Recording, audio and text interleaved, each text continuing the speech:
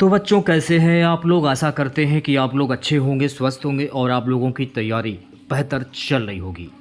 तो finally navy SSR का 10 जुलाई का फर्स्ट शिफ्ट का एग्ज़ाम हो गया है। 10 जुलाई फर्स्ट शिफ्ट में पूछे गए सभी प्रश्न इस वीडियो में डिस्कस करेंगे, तो इस वीडियो को पूरा ज़रूर देखिए। वीडियो अच्छा लगे तो प्लीज़ वीडियो को लाइक और शेयर ज़रूर करें। और जो भी हमारे नए बच्चे हैं, जिन बच्चों ने चैनल को सब्सक्राइब नहीं किया, तो प्लीज़ चैनल को सब्सक्राइब करके नोटिफिकेशन बेल ऑन करना ना भूलें। तो चलिए वीडियो को स्टार्ट करते हैं। तो देख लेते हैं नेवी एसएसआर की 10 जुलाई की पहली पाली में कैसे क्या प्रश्न पूछे गए थे। पहला प्रश्न देखिए पूछा गया था कि फतेहपुर सीकरी की स्थापना किस शासक ने की थी। बहुत ही सिंपल सा क्वेश्चन पूछा गया था। फतेहपुर सीकरी की स्थापना अकबर ने की थी। किसने की थी? अकबर ने। और अकबर का जो शासनकाल था 1556 से 1605 ईस्वी तक था। ठीक है, अब अकबर के बारे में कुछ बातें उन्हें जान लीजिए। अकबर ने अपना इबादत खाना फतेहपुर सीकरी में बनवाया था। ये फैक्ट आपको ध्यान में रखना है, अगर पेपर में पूछा जाए इबादत खाना ये किसने बनवाया था, तो इबादत खाना का निर्माण अकबर ने करवाया था। कहाँ पर करवाया था? फतेहपुर सीकरी में। ठीक है, पानीपत की दूसरी लड़ाई अकबर के शासन के दौरान लड़ी गई थी, और ये जो लड़ाई हुई थी बैरम खान ने इसका प्रतिनिधित्व किया था। ये आपको ध्यान में रखना है। ठीक है, अकबर के शासन काल में हल्दी घाटी की भी लड़ाई लड़ी गई थी। हल्दी घाटी का युद्ध 18 जून 1576 को हुआ था, महाराणा प्रताप और मुगल सम्राट अकबर के बीच में। ठीक है, और अकबर के शासन काल में जजिया कर को भी समाप्त कर दिया गया था। कब समाप्त किया गया था? 1564 ईस्वी में। दीन ए इलाही की स्थापना ये अकबर के द्वारा की गई थी 1582 में। भू राजस्व प्रणाली, टोंडरमल बंदोबस्त या जब्ती प्रणाली ये भी अकबर के द्वारा शुरू की गई थी। और अकबर के द्वारा मनसबदारी प्रणाली की जो शुरुआत है 1575 में की गई थी। हिंदी साहित्य का स्वर्ण युग अकबर के शासनकाल को माना जाता है। आइन ए अकबरी अबुल फलस के द्वारा लिखी गई है। बुलंद दरवाजा का निर्माण यह भी अकबर ने करवाया था। तो इस क्वेश्चन से आप लोगों को इतनी जानकारी प्राप्त हो जाती है। जो भी मैं आपको फैक्ट बता रहा हूं उन फैक्ट को अच्छे से देखते चलिए आप लोग, क्योंकि एक प्रश्न के कई फैक्ट होते हैं और आपको उन्हीं फैक्ट को देखना है। राष्ट्रीय पशु से प्रश्न पूछा गया था। प्रश्न क्या पूछा गया था ये तो खैर हमको नहीं मालूम है, अर्जेंटीना था या भारत था। तो मैं आपको बता देना चाहता हूं कि अर्जेंटीना का राष्ट्रीय पशु है रूफस हॉर्नरी, रूफस हॉर्नेरो। ठीक है, भारत का राष्ट्रीय पशु है बाघ। चलिए बात कर लेते हैं भारत के बारे में। रॉयल बंगाल टाइगर भारत का राष्ट्रीय पशु है। इस पशु का वैज्ञानिक नाम क्या है? पैथेरा टाइग्रिस। क्या है? पैथेरा टाइग्रिस। और इसे अप्रैल 1973 में यह दर्जा दिया गया था राष्ट्रीय पशु होने का। 1972 तक शेर भारत का राष्ट्रीय पशु था। ठीक है, ये आपको ध्यान रखना है। अब भारत के कुछ राष्ट्रीय प्रतीक हैं, उनके बारे में जान लीजिए। भारत का राष्ट्रीय ध्वज क्या है? तिरंगा। भारत का राष्ट्रीय पक्षी क्या है? मोर। भारत का राष्ट्रीय पुष्प क्या है? कमल। भारत का राष्ट्रीय वृक्ष क्या है? बरगद। भारत का राष्ट्रगान क्या है? जन गण मन। भारत की राष्ट्रीय नदी क्या है? गंगा। भारत का राष्ट्रीय चिन्ह क्या है? अशोक स्तंभ। भारत का राष्ट्रीय गीत क्या है? वंदे मातरम। भारत का राष्ट्रीय फल क्या है? आम। भारत का राष्ट्रीय जलीय जीव क्या है? डॉल्फिन। ठीक है, तो ये सारे फैक्ट आपको ध्यान में रखने हैं। अगला प्रश्न देखिए पूछा गया था यूएसए की मुद्रा क्या है? यूएसए की मुद्रा है डॉलर। और देखिए ये मैं आपको बता देना चाहता हूं कि अमेरिकी डॉलर के नोट पर प्रकट होने वाली प्रथम जो महिला थी, इनका नाम क्या था? Martha Washington. यह आपको ध्यान में रखना है। ठीक है, यूरोप की आधिकारिक मुद्रा क्या है? तो यूरोप की आधिकारिक मुद्रा है यूरो। येन, येन जापान की आधिकारिक मुद्रा है। डॉलर संयुक्त राज्य अमेरिका की आधिकारिक मुद्रा है। पाउंड ये यूनाइटेड किंगडम की आधिकारिक मुद्रा है। रुपया ये भारत की आधिकारिक मुद्रा है। टका बांग्लादेश की आधिकारिक मुद्रा है। यूनाइटेड किंगडम की मुद्रा क्या है? Pound sterling. तो ये सारे फैक्ट आपको ध्यान में रखने हैं। अब देखिए प्रश्न क्या पूछा गया था ये तो खैर हमको नहीं मालूम है। कुछ बच्चे बता रहे हैं कि गंगा नदी कौन से राज्य से नहीं बहती है, यह प्रश्न पूछा गया था।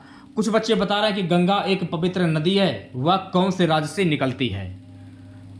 तो गंगा नदी के बारे में मैं आपको A to Z जानकारी दे देता हूँ। देखिए, गंगा नदी आंध्र प्रदेश से राज्य से होकर नहीं गुजरती है, ठीक है। गंगा नदी जो है ये आंध्र प्रदेश राज्य से होकर नहीं गुजरती है। गंगा नदी उत्तराखंड के गंगोत्री ग्लेशियर से निकलती है। अलकनंदा नदी भागीरथी से देवप्रयाग में मिलती है और वहाँ से नदी को गंगा कहा जाता है। गंगा नदी हजारीबाग के तट पर स्थित नहीं है। इसमें सोन हो गया, चंबल और बेतवा गंगा नदी की प्रमुख सहायक नदियां हैं जो प्रायद्वीपीय ऊपरी क्षेत्रों से आती हैं, ठीक है। ये आपको ध्यान में रखना है। भारत की सबसे लंबी नदी कौन सी है? गंगा नदी, जिसकी कुल लंबाई कितनी है? 2525 किलोमीटर। ये आपको ध्यान में रखना है। लखनऊ शहर गंगा नदी के रास्ते पर नहीं पड़ता है। अगर पेपर में पूछा जाए गंगा नदी के रास्ते पर कौन सा शहर नहीं पड़ता है, लखनऊ शहर नहीं पड़ता है।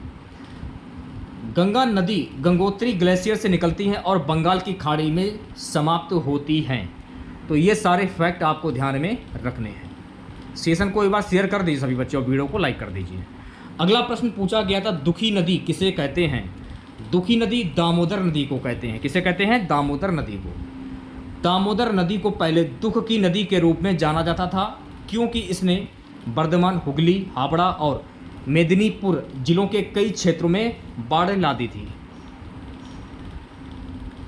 एक प्रश्न पूछा गया था, OSI की फुल फॉर्म।